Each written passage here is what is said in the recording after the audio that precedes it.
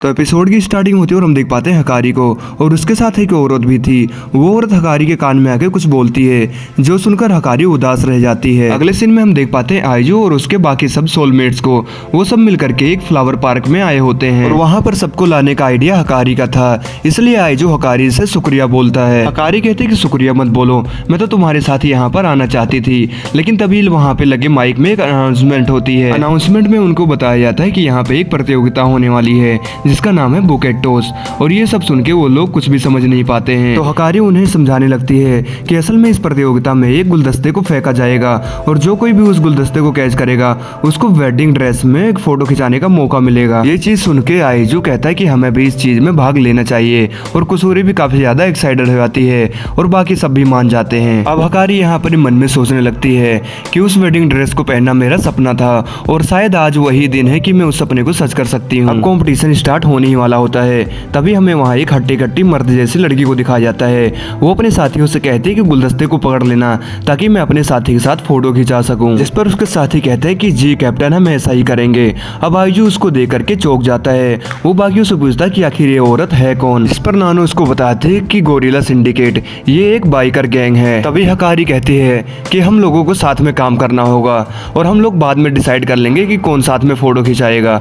जिसके बाद ये सब मान जाते हैं। तभी आइजू कहता है कि सुजुका और याकुज़ेन को यहीं पे रहने देते हैं, नहीं तो ये लोग भीड़ में खो जाएंगे। तभी याकुज़ेन रिवर्स मेडिसिन पी करके अपनी नॉर्मल फॉर्म में आ जाती है। तभी आइजू की नजर गोरिल्ला सिंडिकेट वाले मेंबर्स के फ्लैग पे पड़ती है और वो कहता है कि हमारे पास भी तो एक फ्लैग होना ही चाहिए। तभी आइजू के दिमाग में एक आइडिया आता है और वो एक टावल लेकर के उस पर फैमिली लिख देता है और ये चीज देख करके बाकी लड़कियां शर्मा जाती हैं। अब कंपटीशन स्टार्ट होता है और वहाँ पे एंकर सबको बताता है कि हाथापाई यहाँ पर बैन है और गुलदस्ते को जो टॉस करेगा वो है फॉर्मर इंटरनेशनल शॉट पुटर और ये कोई और नहीं, ये आइजू के स्कूल की प्रिंसिपल होती है। अब आइजू कहता है कि मुझे पता था कि ये एक एथलीट है, लेकिन ये नहीं पता था कि ये एक शॉट पुटर एथलीट है। इसके बाद प्रिंसिपल उस गुलदस्ते को काफी दूर फेंकती है और वहाँ पे मौजूद सब लोग उस गुलदस्ते को पकड़ने के लिए भागने लगते हैं। अब भागते हुए राइडर गैंग वाली लड़की एक बंदे को पकड़ के घुमा के फेंक देती है और वहाँ पर मौजूद और भी लोगों को वो उठा के फेंकने लगती है। वो कहते हैं कि मैं कोई फिजिकल अटैक नहीं कर रही हूँ,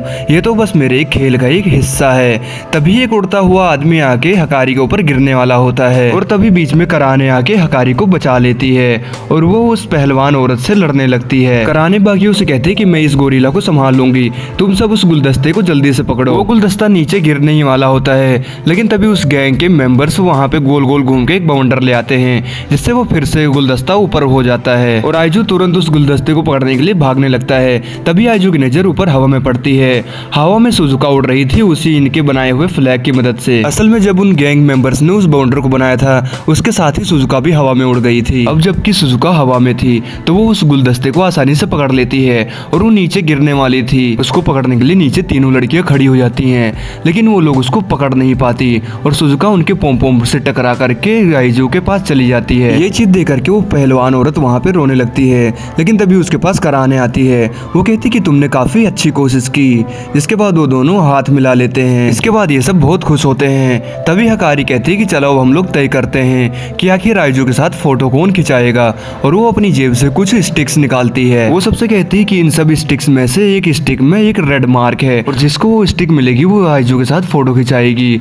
तभी वो अपने मन में सोचने लगती है कि मार्क वाली स्टिक के ऊपर एक छोटा सा कट है और अगर मैंने पहले स्टिक को उठाया तो उन सबको शक हो जाएगा मेरे ऊपर, इसलिए मैं किसी और को बोलूंगी पहले पिक करने को। वो कहती कि हाँ नानू ठीक रहेगी। वो नानू को कहती कि चलो अब तुम पहले एक स्टिक उठाओ। तभी नानू कहती कि ये ज्यादा बढ़िया रहेगा अगर हम सब एक साथ स्टिक को उठाएं और ये चीज सुनकर हकारी चौंक जाती है। इसके बाद सब एक एक स्टिक उठाते हैं, लेकिन फिर भी पता नहीं कैसे हकारी जीत जाती है। बाकी सब लड़कियां दुखी हो जाती हैं और याकुज़ेन वहीं पे गिर के रोने लगती है। तभी हकारी के मन में पता नहीं क्या आता है और वो याकुज़ेन को कहती है अगर तुम चाहती हो तो तुम आइजू के साथ फोटो खिंचा लो। याकुज़ेन भाग के हकारी को गले लगा लेती है और शांत होने के बाद वो हकारी से कहती है कि मैं चाहती हूँ कि तुम और आइजू साथ में फोटो खिंचा लो, ये देखकर मुझे बहुत अच्छा लगेगा। तो हकारी कहती है क्यों ना हम लोग सब साथ में फोटो खिंचा लें। इसके बाद ये लोग सब साथ में फोटो खिंचा लेते हैं।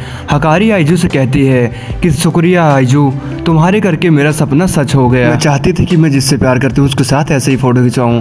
आइजू भी बोलता है कि शुक्रिया तुम्हारा भी, मेरा भी ये सपना था। तभी हकारी बोलती है आइजू से कि आइजू मेरी तुमसे एक रिक्वेस्ट है, मैं चाहती हूँ कि तुम मुझसे ब्रेकअप कर लो आइजू। अब इसके बाद हमें अगला सीन दिखाया जाता है जहाँ पर आइजू यही सोच रहा था कि आखिर हकारी ने ऐसा क्यों बोला। अब आइजू ये पता करने के लिए हकारी के पास जाता है, लेकिन हकारी उसको वहाँ नहीं मिलती है।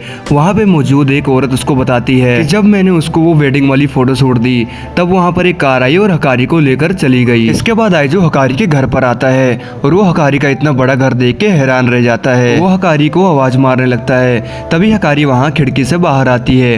वो आइजू को चुप रहने को कहती है और कहती है कि तुम अभी जल्दी से वहीं पर छुप जाओ। जिसके बाद आइजू वहाँ छुप जाता है। तभी वहाँ पर एक सिक्योरिटी गार्ड आता है और उस गार्ड को वहाँ पर कोई भी नहीं दिखता और वो वहाँ से चला जाता है। तभी आइजू को हकारी का फोन आता है। आइजू हकारी से कहता है कि तुमने वहाँ पर ऐसा क्यों बोला था, मैं तुमसे ऐसे ही ब्रेकअप नहीं कर सकता बिना किसी वजह के। इस पर हकारी कहती कि बात यह है कि अब मैं तुमसे प्यार नहीं करती।